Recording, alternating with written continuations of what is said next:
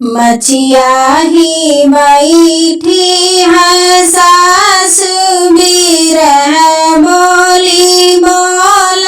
बिरह बोली बोलाई हो बाहू कमाने गरीबवा के बिटिया बीरन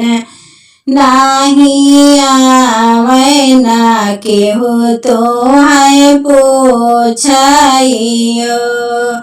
बाहू कमाने गरीबवा के बिटिया बीरन नाही आवे नैहरो नाही जातियु नैहरो नाही जातियु हो यतनी बचनी सुन बहुअरित मनवा दुखित भाए मनवा दुखित भाए हो सासु यस जीनी बोलो तो ही बोलिया बड़ा दुखा लागै बड़ा दुखा लागइयो सासु बाबू मोरा गईले बुढ़ाई बड़ा दुखा लागयस जीना बोलाऊ सासु भैया मोरा गएले विदेश मात कई से के आवे त कई से के आवाइयो सासु जिनियस बोलो तो ही बोलिया बड़ा दुखा लागै बड़ा दुखा लागई हो बरा है बारिश भैया लौटे बहिनी घरा पहुँचे बहिनी घरा पहुँचे नी हो बहिनी कही देती दिला वाकई बतिया कैसे तू ही बाटी हो बहिनी कही देत्यो या पानी हावलिया दुखित मान लाग दुखित मान लागऊ बपाई त भैया बुढ़ाई गईले माई बुढ़ाई गई माई बुढ़ाई गई हो भैया तू जे बस्यो पर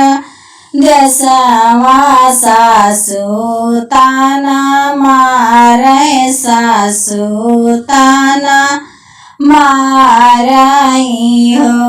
भैया तू जे बस्यो पार दसवाना नदी ताना मारे सासु ताना माराई हो